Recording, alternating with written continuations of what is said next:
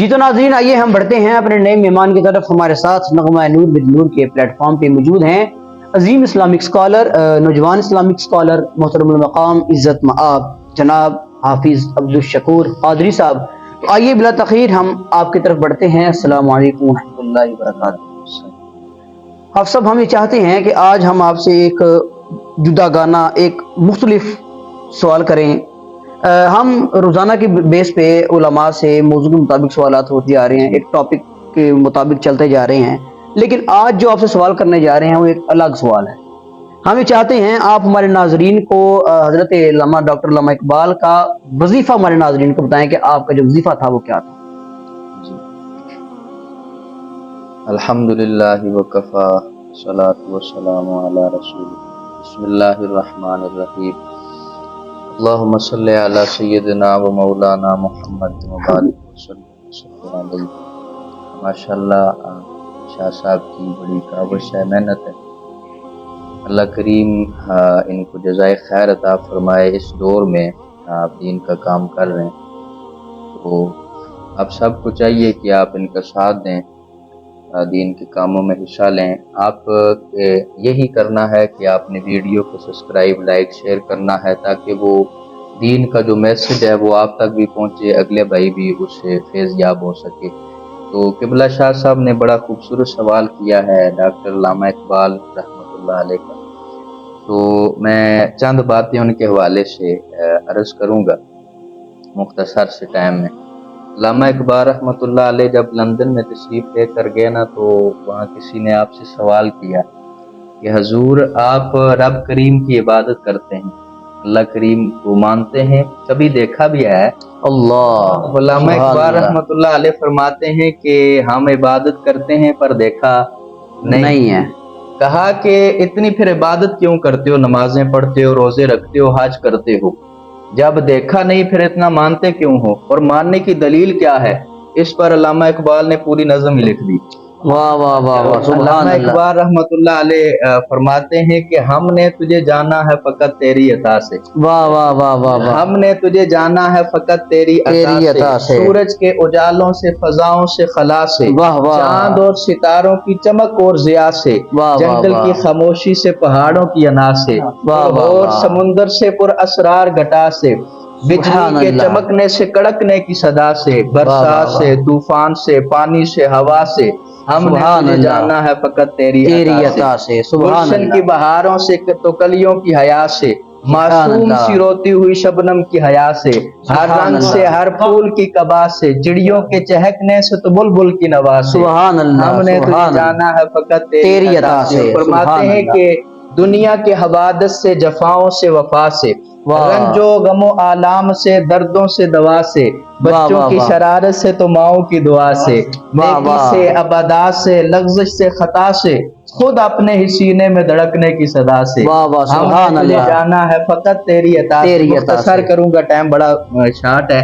آخر میں فرماتے ہیں کہ ابلیس کے فتنوں سے تو آدم کی خطا سے، ابلیس کے فتنوں سے تو آدم کی خطا سے، حضرت ایوب کی تسلیم و رضا سے، عیسیٰ کے مسیحائی سے تو موسیٰ کے عصا سے، نمرود سے، فرعون کے انجام فنا سے، کعبے کے تقدس سے تو صفا اور مروہ سے، تورات سے، انجیل سے، زبور سے، قرآن کی صدا سے، یاسین سے، طٰہٰ سے، مزمل سے، نبا سے، ایک نور جو نکلا تھا کبھی غار حرا سے، ہم نے تجھے جانا ہے فقط تیری عطا سے۔ عرض کی حضور وہ نور کیا ہے؟ فرمایا کہ ہمیں مصطفیٰ کریم نے بتایا ہے کہ ہمارا خدا ایک ہے، اس کے بعد کسی دلیل کی ضرورت نہیں پیش آتی کہ خدا ایک ہے۔ ہمارے نبی علیہ السلام نے فرمایا خدا ایک ہے۔ علامہ اقبال رحمۃ اللہ علیہ سے پھر سوال کیا کہ حضور یہ جو آپ کی شاعری ہے نا، اس میں بڑی مٹھاس ہے، آپ جب شاعری کرتے ہیں نا اسی دل پہ وار کرتی ہے، دل میں اتر جاتی ہے۔ آپ بڑے بڑے شاعر گزرے، وہ غالب کتنا بڑا شاعر ہے، لیکن جو مقام حضرت اقبال کو ملا ہے وہ اس کو بھی نہیں عطا کیا گیا۔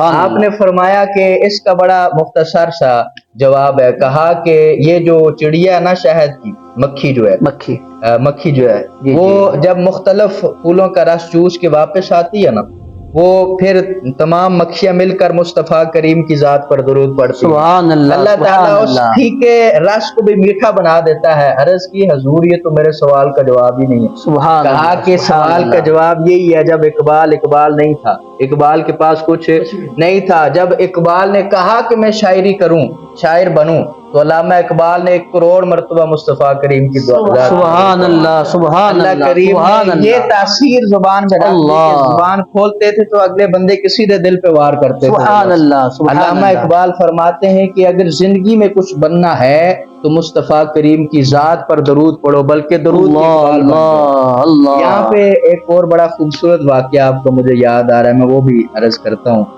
علامہ اقبال رحمۃ اللہ علیہ فرماتے ہیں کہ لندن میں میرا ایک دوست تھا، ایئرپورٹ پہ ملازم تھا۔ میں ایک دفعہ اسے ملنے کے لیے چلا گیا۔ میں نے دیکھا کہ وہ جو میرا دوست ہے نا، وہ تسبیح کے دانوں پہ کچھ پڑھ رہا ہے، ہونٹ ہل رہے ہیں۔ میں نے اس سے کہا کہ یار بتا کہ مرشد نے کوئی وظیفہ دیا وہ تسبیح پہ کر رہا ہے؟ کہا کہ نہیں، بس وظیفہ تو نہیں دیا مرشد نے، لیکن مصطفیٰ کریم کی ذات پہ درود پڑھتا ہوں۔ سبحان اللہ۔ وہ پھر میرے دوست نے خود ہی بتا دیا، کہا کہ بات یہ ہوئی کہ میں نے 1,00,000 مرتبہ درود پڑھا۔ اللہ، 1,00,000 مرتبہ جب درود پڑھ کے رات کو میں سویا نا، تو دیکھتا ہوں کہ میں ایک گندی سی جگہ، جھاڑیوں والی جگہ میں کھڑا ہوں، اور میرے سامنے سے ایک گندا دریا گزر رہا ہے، بدبودار گندا پانی گزر رہا ہے۔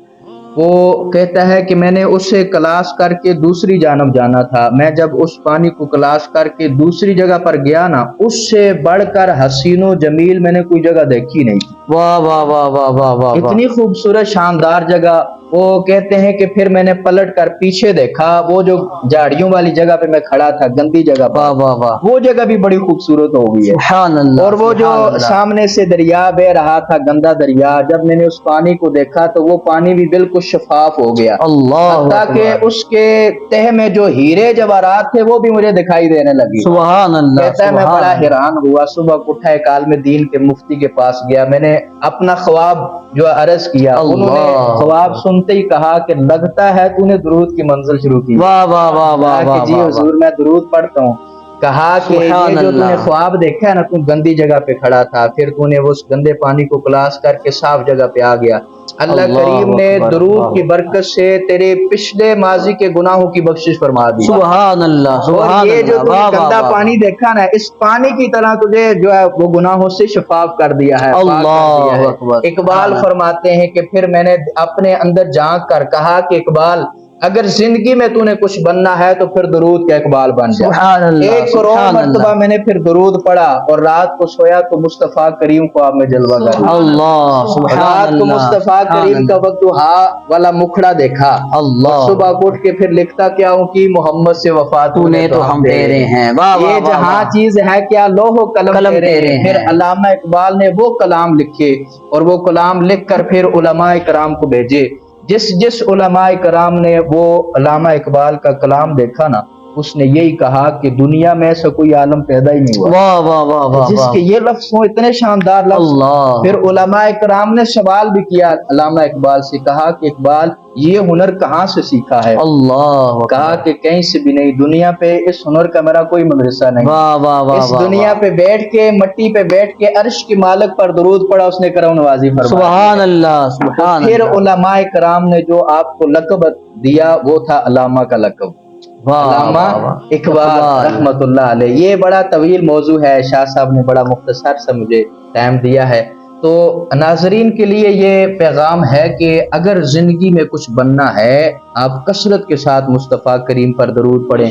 بلکہ ایک اور بات یاد آئی، وہ حضرت امام حسن بصری اللہ علیہ، آپ کی بارگاہ میں نا ایک خاتون آئی، حضور میں نے کچھ عرصہ پہلے میری نوجوان لڑکی کا انتقال ہو گیا، اور میں چاہتا ہوں کہ میں چاہتی ہوں کہ میں نا اسے اپنے خواب میں دیکھوں، میں دیکھنا چاہتا ہوں۔ امام حسن بصری سے عرض کی، کہا کہ حضور آپ مجھے کوئی وظیفہ عنایت فرمائیں۔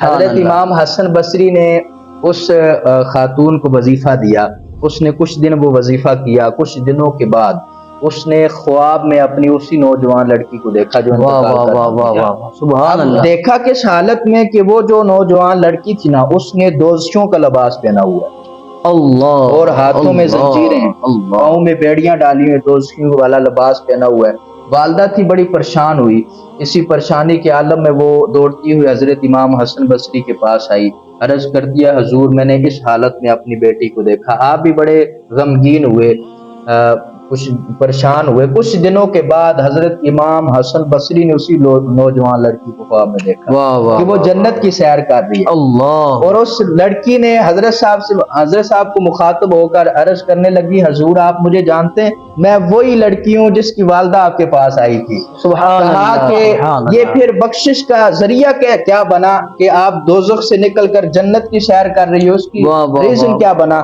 کہا کہ بس یہ بات ہوئی کہ ایک نوجوان لڑکا قبرستان کے قریب سے گزرا، قبرستان کے قریب سے گزرا، اس نے قبرستان کے قریب سے گزرتے ہوئے مصطفیٰ کریم پر درود پڑھا، اور اللہ کریم نے اس درود کی برکت سے 500 قبروں سے عذاب اٹھا لیا گیا۔ ان 500 قبروں میں میری بھی قبر تھی، اللہ کریم نے درود کی برکت سے جہنمی لباس اتار کر مجھے جنتی لباس۔ درود شریف کی بے شمار برکات ہیں، اگر ہم بیان کرنا چاہیں ہماری زندگیاں جو ہیں وہ ختم ہو جائیں تو، لیکن درود کی فضیلت ختم نہیں ہونے والی۔ تو زندگی میں اگر آپ نے کچھ بننا ہے تو کثرت کے ساتھ خود بھی اپنی اولادوں کو بھی درود کا پیغام دیں، انہیں بھی درود پڑھائیں۔ اللہ کریم ہمیں کثرت کے ساتھ مصطفیٰ کریم پر درود پڑھنے کی توفیق نصیب فرمائے۔ ماشاءاللہ، جزاک اللہ، نہایت ہی احسن انداز کے ساتھ قبلہ حافظ عبدالشکور قادری صاحب آپ ہمیں ڈاکٹر علامہ اقبال کا وظیفہ بتا رہے تھے، اور اس وظیفے سے ہمیں سبق بھی ملتا ہے، مورل ملتا ہے، ایک لیسن ملتا ہے کہ ہم نے بھی اگر دنیا میں کامیابی کی طرف بڑھنا ہے درود پاک کی کثرت ہم کریں۔